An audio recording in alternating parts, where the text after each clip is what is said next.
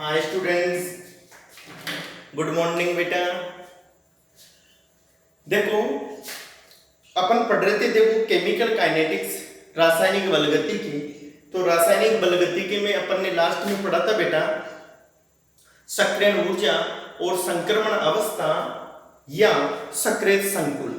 इसके साथ ही तुम्हारा जो रासायनिक बलगतिकी का लेसन है ये खत्म हो चुका है, समाप्त हो चुका है। अब अपन इसके पश्चात बेटा नेक्स्ट लेसन स्टार्ट करते हैं, सॉलिड स्टेट या ठोस अवस्था। देखो द्रव एवं गैस अवस्था को तुम 11th में पढ़ चुके हो।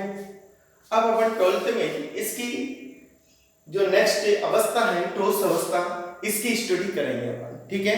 अब केमिकल काइनेटिक्स या रासायनिक बलगतिकी के जितने भी जो क्वेश्चन बनते हैं बेटा, मैं पीडीएफ फाइल है वो बना के मैं कल डाल दूंगा तुम्हें। नेक्स्ट लेसन चालू करते हैं अपन ठोस अवस्था, सॉलिड स्टेट। देखो बेटा ये बोर्ड में 3 मार्क्स का लेसन है। कितने मार्क्स का है? 3 मार्क्स का। 3 नंबर के क्वेश्चन आते हैं इसमें से, बोर्ड में से।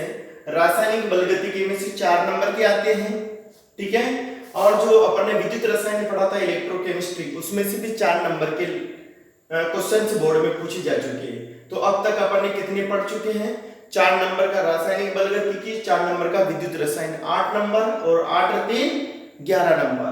तो 11 नंबर के पढ़ लेंगे अपन कुछ दिनों बाद। तो नेक्स्ट अवस्था चालू करते हैं अपन, ठोस अवस्था या सॉलिड स्टेट। देखो तुम्हें पता है ठोस अवस्था किसे कहते हैं अपन?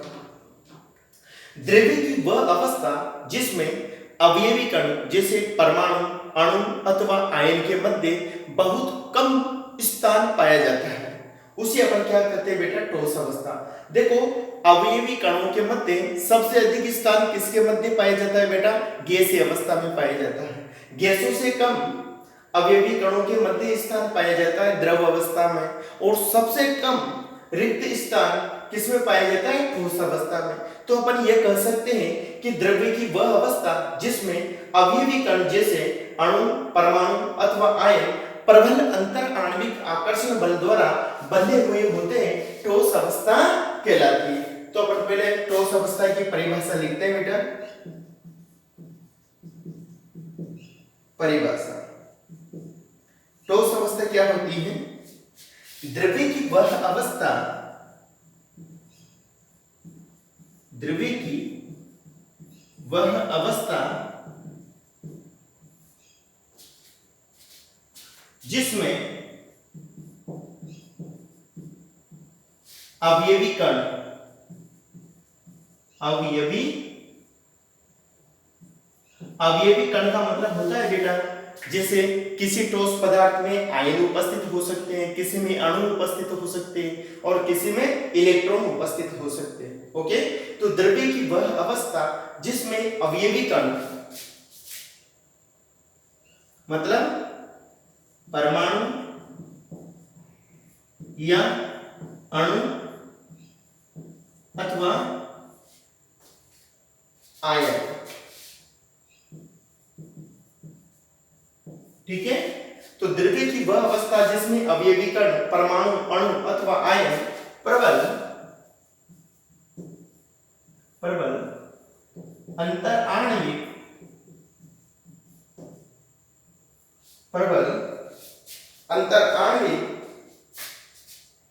आकर्षण बलों द्वारा,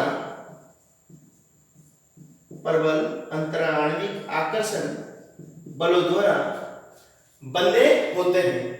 द्रव्य की वह अवस्था जिसमें अवयवी कण प्रबल अंतर आणविक आकर्षण बलों द्वारा बंधे होते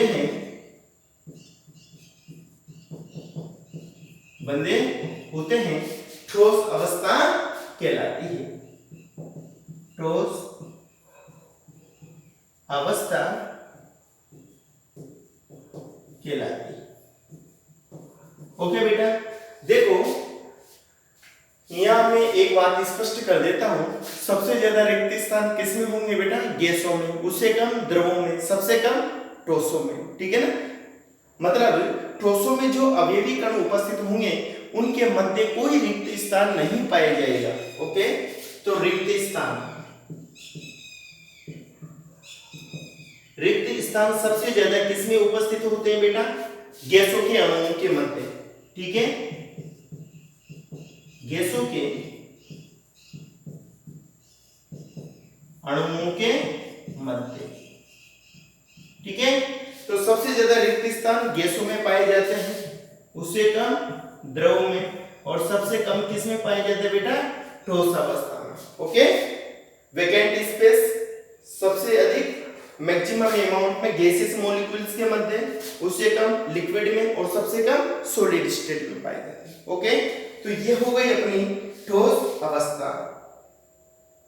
तो देखो, जो ठोस कण होते हैं बेटा, इनमें जो अवयवी कण पाए जाते हैं, परमाणु, अणु अथवा आयन, इनकी जो स्थितियां होती है वह स्थितियां निश्चित होती है, अर्थात फिक्स होती है। ठोस अवस्था में अवयवी कण केवल अपनी माध्य स्थितियों के सापेक्ष ही गति करने के लिए स्वतंत्र पाए जाते हैं। ओके, अर्थात इनमें जो कण होते हैं अपनी माध्य स्थितियों के चारों ओर दोलन करते रहते हैं। इनमें अवयवी कण प्रबल आकर्षण बलों द्वारा बंधे होते हैं, जिससे कि ये कण स्थिर अवस्था में उपस्थित होते हैं। ओके, यही कारण है कि बेटा जो ठोस होते हैं उनका आकार, आयतन व द्रव्यमान निश्चित होता है। देखो, कुछ स्पेशल फीचर्स पढ़ेंगे बेटा अपन ठोस अवस्था की, कि ठोस अवस्था के मुख्य गुणधर्म या मुख्य लक्षण क्या क्या होते हैं। ये तो हो गई अपनी परिभाषा। ओके, नेक्स्ट पॉइंट आता है अपना ठोस अवस्था के सामान्य लक्षण। ओके, देखो एक और परिभाषा दे देता हूं मैं ठोस अवस्था की। अपन इस प्रकार से भी ठोस अवस्था को परिभाषित कर सकते हैं बेटा।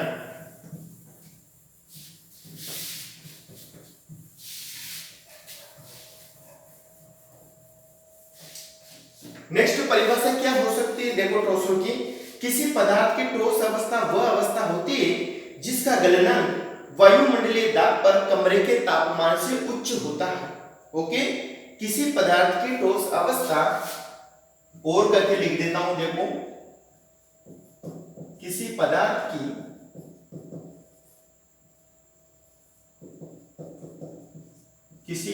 की ठोस अवस्था वह अवस्था होती है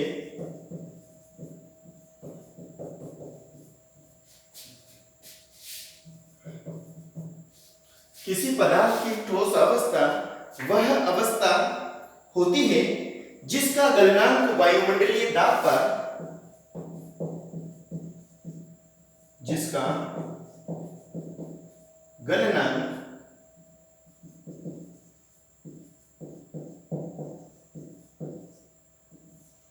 वायुमंडलीय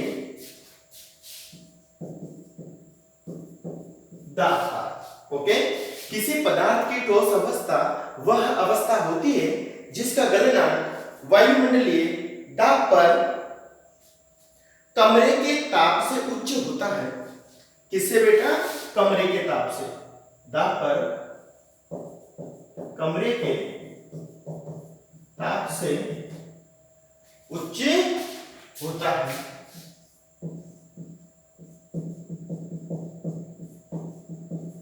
ओके, इस प्रकार से भी अपन ठोस अवस्था को परिभाषित कर सकते हैं। ठीक है, लेकिन सबसे सिंपल परिभाषा यह है बेटा, कैसे भी ध्यान रखो, द्रव्य की वह अवस्था जिसमें अवयवी कण अर्थात अणु, परमाणु अथवा आयनों के मध्य प्रबल अंतर आणविक आकर्षण बल पाए जाते हैं, कौन सी अवस्था कहलाती है? ठोस अवस्था कहलाती है। ओके, इनमें रिक्त स्थान सबसे कम होते हैं। अब पढ़ते हैं अपन ठोस अवस्था के मुख्य लक्षण, characteristic characters of solid state. ठोस अवस्था के मुख्य लक्षण,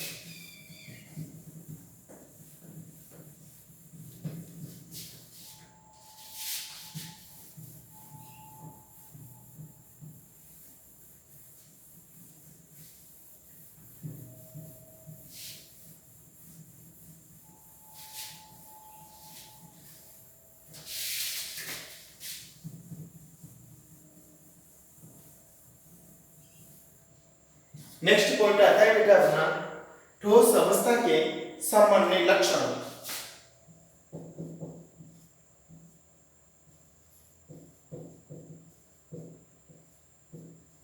ठोस अवस्था के सामान्य लक्षण।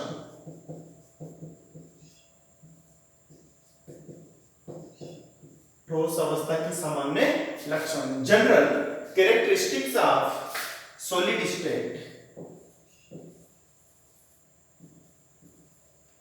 या general characters of solid state.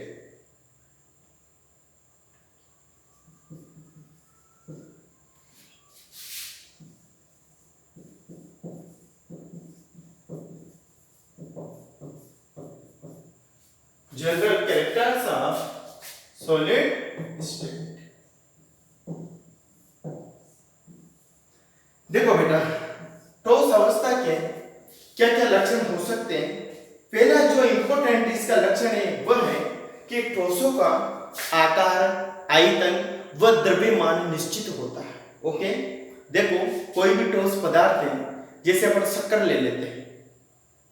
अब शक्कर को किसी पात्र में भरते हैं अपन, तो बेटा उसका द्रव्यमान भी निश्चित होता है, उसका आकार भी निश्चित होता है और उसका आयतन भी निश्चित होता है। ठीक है, तो देखो पहला पॉइंट क्या हो जाएगा बेटा अपना, ठोसों का आकार, आयतन व द्रव्यमान निश्चित होता है। ठोसों का आकार, आयतन, ठोसों का आकार, आयतन व द्रव्यमान निश्चित होता है।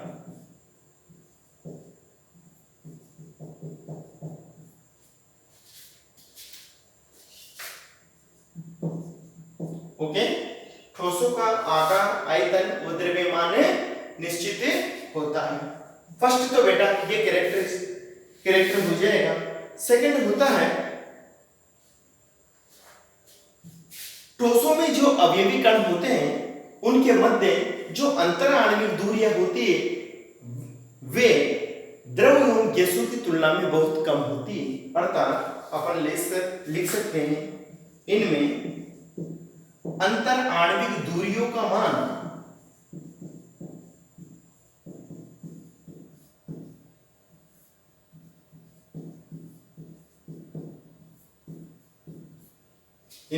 अंतर आणविक इंटरमोलिक्यूलर डिस्टेंस, ओके, इनमें अंतर आणविक दूरियों का मान द्रव एवं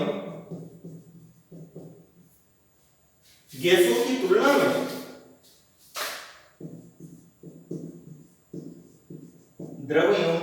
तुलना में बहुत कम होता है, बहुत कम होता है। ओके बेटा, जो ठोस होते हैं उनमें जो अंतर आणविक कण होते हैं, ठीक है, या अवयवी कण होते हैं, इनमें अंतर आणविक दूरियों का मान द्रव एवं गैसों की तुलना में बहुत कम होता है। नेक्स्ट जो पॉइंट है वो हो जाएगा अपना, ठोसों में अवयवी कणों के मध्य प्रबल अंतर आणविक आकर्षण बल उपस्थित होते हैं। क्या हो जाएगा बेटा, ठोसों में अवयवी कणों के मध्य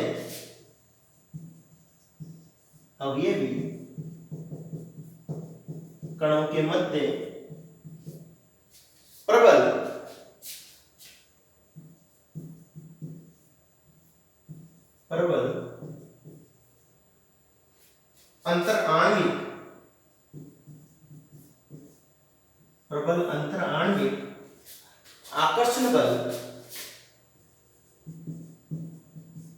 प्रबल अंतर आणविक आकर्षण बल उपस्थित होते हैं।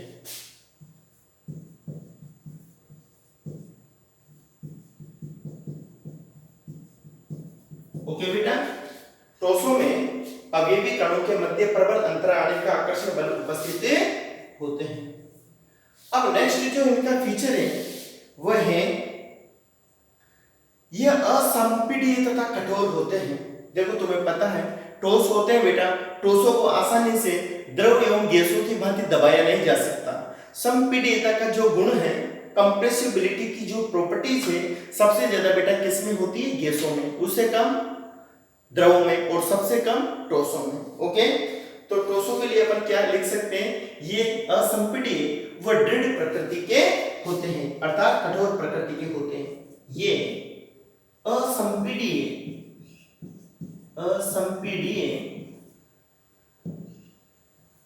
व कठोर प्रकृति के होते हैं,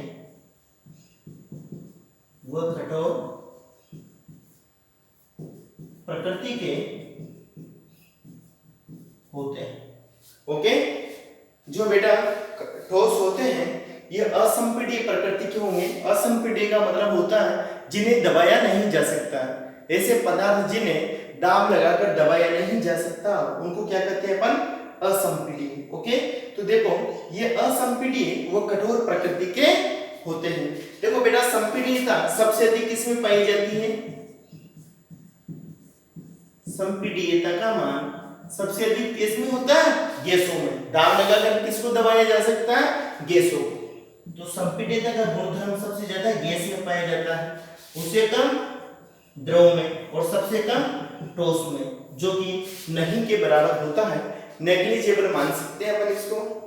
ओके, तो ये हो गए बेटा चार मुख्य प्रॉपर्टीज। नेक्स्ट जो प्रॉपर्टी आती है ठोसों की,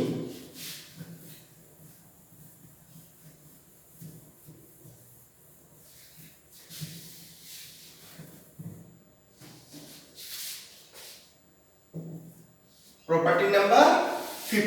देखो बेटा जो ठोस होते हैं इनमें जो कण होते हैं, इन कणों का बेटा जो प्रवाह होता है वह संभव नहीं होता। अर्थात ठोस अवस्था में कणों का प्रवाह संभव नहीं हो पाता है। ठीक है, लेकिन ये इतना इंपॉर्टेंट नहीं है। देखो अपन ऐसा लिख सकते हैं, नेक्स्ट जो पॉइंट है, जो ठोस अवस्था होती है बेटा उनका गलनांक और क्वथनांक का मान द्रव एवं गैसों की तुलना में उच्च होता है। ओके, तो नेक्स्ट पॉइंट आता है अपना ठोसों के गलनांक और क्वथनांक के मान, गलनांक व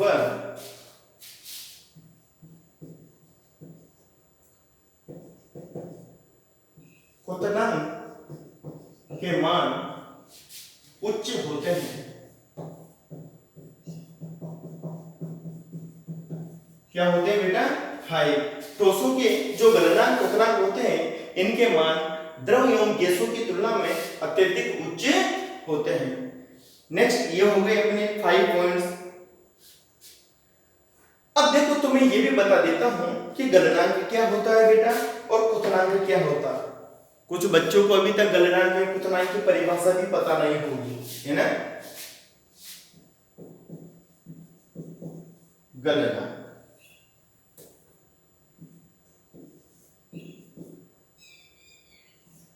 गलनांक देखो गलनांक क्या होता, इसको बोलते हैं अपन इंग्लिश में melting point. Melting point, melting मतलब वह ताप जिस पर कोई पदार्थ पिघलता है, वो क्या कहलाता है बेटा? गलनांक। लेकिन अपन इसको सिस्टमेटिकली डेफिनेशन के फॉर्म में इस प्रकार से परिभाषित कर सकते हैं कि वह तापमान जिस पर सामान्य वायुमंडलीय दाब पर कोई ठोस पिघलता है, वह तापमान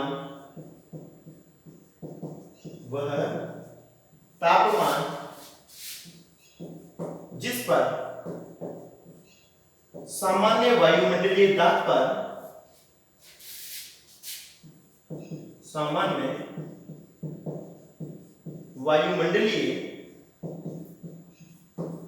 पर कोई ठोस पदार्थ पिघलता है, या अपन ऐसा लिख सकते हैं कोई पदार्थ पिघलता है, वह तापमान जिस पर सामान्य वायुमंडलीय दाब पर कोई पदार्थ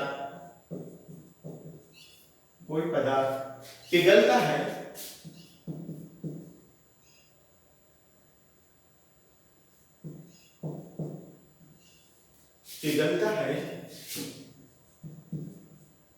गलनांक कहलाता है।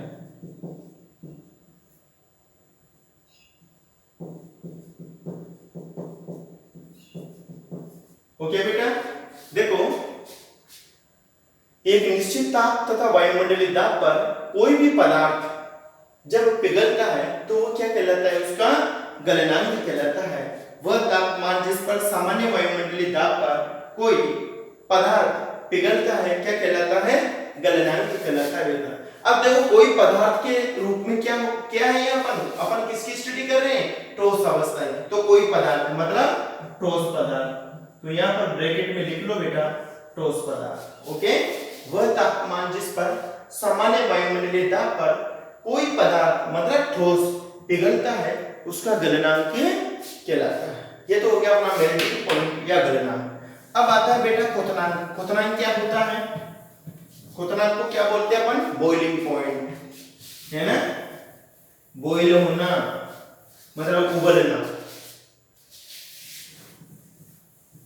तो अपन क्या कर सकते हैं, वह ताप तथा वायुमंडलीय दाब जिस पर कोई पदार्थ उबलता है उसको क्या कर सकते हैं बेटा, अपन क्वथनांक कर सकते हैं, अर्थात बॉइलिंग पॉइंट कर सकते हैं।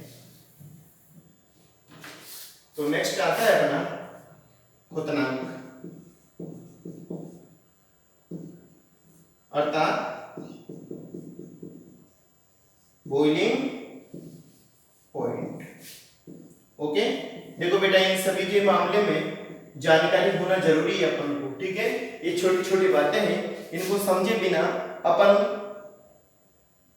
कंप्लीटली क्वेश्चंस को सोल्व नहीं कर सकते। देखो अच्छी तरह से एक एक शब्द पर ध्यान दीजिए।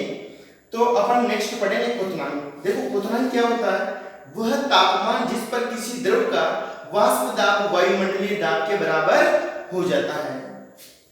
तो वह ताप जिस पर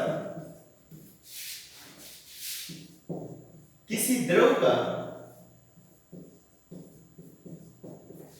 वह ताप जिस पर किसी द्रव का वाष्प दाब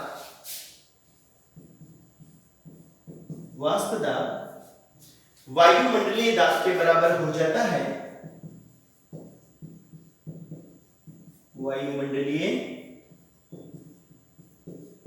दाब के बराबर हो जाता है, क्या कहलाता है, क्वथनांक कहलाता है। वह ताप जिस पर किसी द्रव का वाष्प दाब वायुमंडलीय दाब के बराबर हो जाता है क्वथनांक कहलाता है।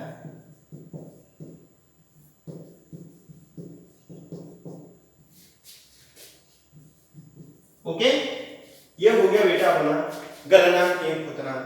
तो दोनों की जनरल जो परिभाषा है इसको तुम्हें याद रखना है बेटा। तो देखो मैं एक चित्र द्वारा या डायग्राम द्वारा शो कर देता हूं। देखो ठोस अवस्था क्या होती है, गैसियस अवस्था क्या होती है एवं द्रव अवस्था क्या होती है। तुम्हें सबको पता है कि ठोसों में जो कण होते हैं, अवयवी कण होते हैं बेटा, अणु परमाणु अथवा आयन, उनके मध्य अंतर आणविक दूरियों का मान सबसे कम होता है। द्रवों में ठोसों की तुलना में अधिक होता है और सबसे अधिक अंतराणविक जो दूरियों का मान है वो गैसीय अवस्था में पाया जाता है। तो इसको अपन देखो इस प्रकार डायग्राम द्वारा शो कर सकते हैं।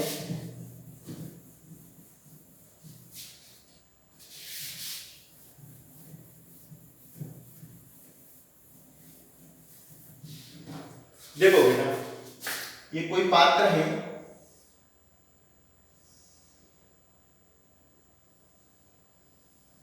ये पात्र में कोई ठोस पदार्थ भरा हुआ है।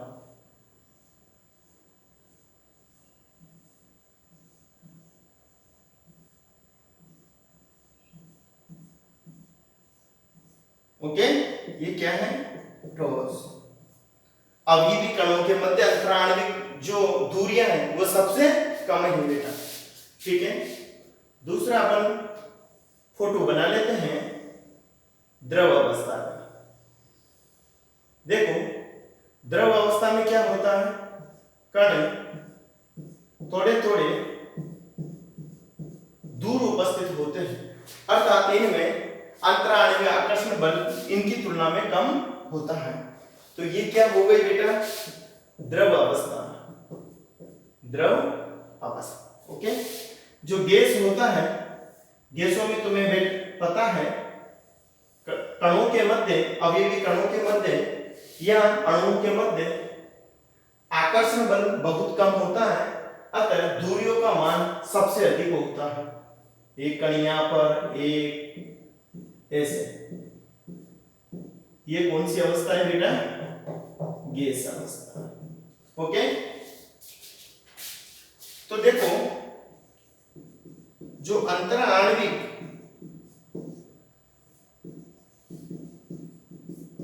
आकर्षण बल है वो सबसे अधिक किसमें पाई जा रहे हैं बेटा, ठोस अवस्था में, उससे कम द्रव में और सबसे कम गैस। ओके, और अंतराण्विक दूरियों का मान सबसे अधिक किसमें है, अंतराण्विक दूरियां सबसे अधिक किसमें पाई जाएगी, गैस में, गैस से कम बेटा द्रव में। ओके, और सबसे कम ठोस अवस्था में। ओके, तो ये हो गई बेटा अपनी ठोस अवस्था की परिभाषा, ठोसों के मुख्य लक्षण। ठीक है, अब नेक्स्ट अपन पॉइंट पढ़ेंगे। देखो, विभिन्न बंधन बलों के आधार पर ठोसों का वर्गीकरण। तो कभी कभी देखो बोर्ड में ठोसों की विशेषताएं पूछ ली जाती है बेटा कि ठोस किसे कहते हैं, ठोसों के कोई दो मुख्य लक्षण लिखिए। ठीक है, तो तुम्हें ये लक्षण याद रखने हैं। अब अपन पढ़ते हैं ठोसों का वर्गीकरण किस आधार पर, आकर्षण बलों के आधार पर, क्योंकि जो ठोस होते हैं, ठोसों में अवयवी कण किस प्रकार के आकर्षण बलों द्वारा बंधे हुए होते हैं, उनकी प्रकृति के आधार पर बेटा अपन ठोसों का वर्गीकरण पढ़ेंगे। ओके,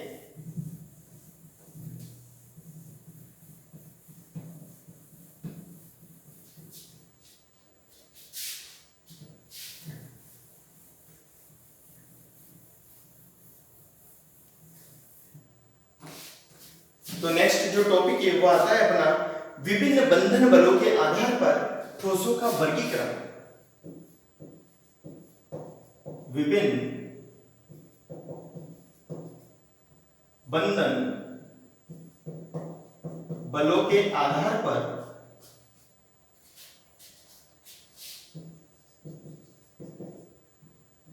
विभिन्न बंधन बलों के आधार पर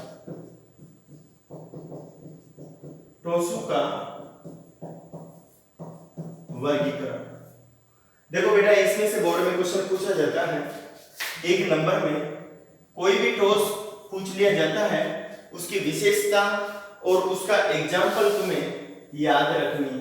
ठीक है, विभिन्न बंधन बलों के आधार पर ठोसों का वर्गीकरण, classification of solids on the basis of various bonding forces, classification of solids on the basis of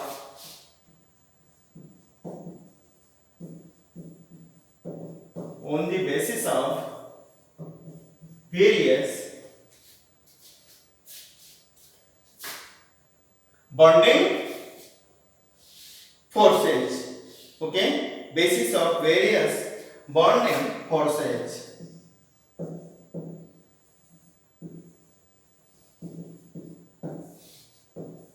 तो देखो बेटा, विभिन्न बंधन बलों के आधार पर जो ठोस पदार्थ है, ठोसों को मुख्यतः चार प्रकारों में बांटा गया है। देखो कौन कौन से ठोस हैं। देखो बेटा, बंधन बलों के आधार पर, बंधन बलों के आधार पर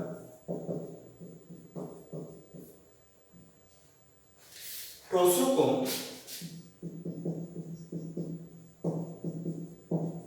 निम्न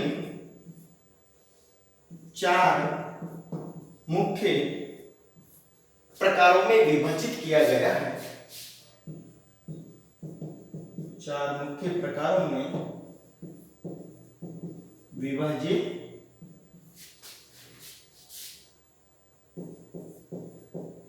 किया गया है। ओके, तो देखो पहला आता है बेटा आणविक ठोस। आणविक ठोस मतलब मोलिकुलर सॉलिड। दूसरा है आयनिक ठोस। थर्ड है बेटा धात्विक ठोस। और जो चौथा है वह है सहसंयोजक। सहसंयोजक या नेटवर्क ठोस या नेटवर्क ठोस। ओके, तो ये इनके विभिन्न प्रकार है बेटा। वो कभी कभी इनकी विशेषताएं वो एग्जाम पर बोर्ड में पूछ ले जाते हैं। ओके, आज के लेक्चर में अपन देखो बेटा इतना ही पढ़ पाएंगे। इसके पश्चात अपन नेक्स्ट लेक्चर में पढ़ेंगे। देखो आज का जो होमवर्क है वो होमवर्क देख लो। आज मैं इसमें से तो होमवर्क दूंगा नहीं, केमिकल काइनेटिक्स में से बेटा होमवर्क दूंगा आज तुम्हें। तो देखो क्वेश्चन नंबर 1 है अपना,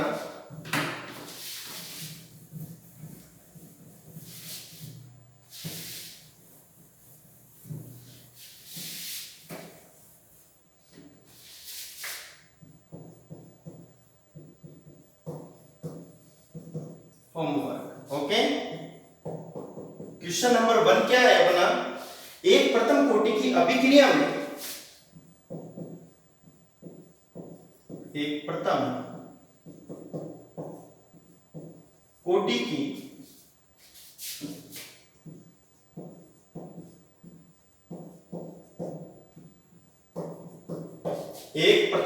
की अभिक्रिया में 30% वियोजन होने में 40 मिनट लगते हैं।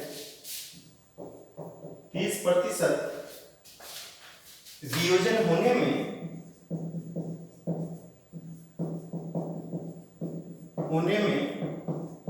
40 मिनट लगते हैं। 40 मिनट लगते हैं। ओके, अर्ध आयु काल की गणना कीजिए। अर्ध आयु काल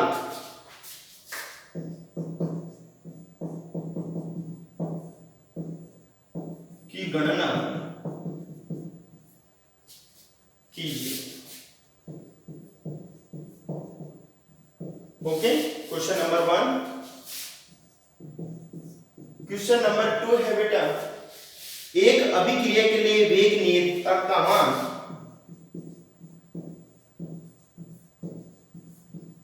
एक अभिक्रिया के लिए वेग नियतांक का मान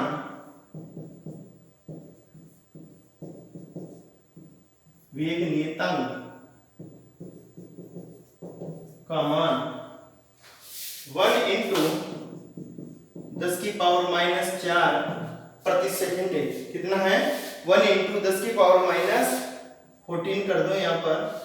एक अभिक्रिया के लिए वेग नियतांक का मान 1 × 10⁻14 प्रति सेकंड है। तो अभिक्रिया की कोटि ज्ञात कीजिए।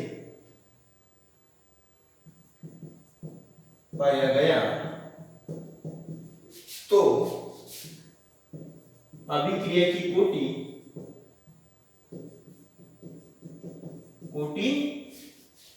ज्ञात कीजिए। तो अभिक्रिया की कोटि ज्ञात कीजिए। ओके, ये 2 क्वेश्चन है बेटा। इस तरह के क्वेश्चन बहुत कर चुके हैं अपन। तो अभिक्रिया की कोटि निकालनी है। वेग स्थिरांक का मान दिया गया है, तो वेग स्थिरांक के आधार पर अपन कोटि का मान ज्ञात कर सकते हैं। देखो इजी क्वेश्चन है, दोनों को सॉल्व करना है तुम्हें अच्छी तरह से। कोई परेशानी हो तो मेरे को बता देना। Okay, thank you.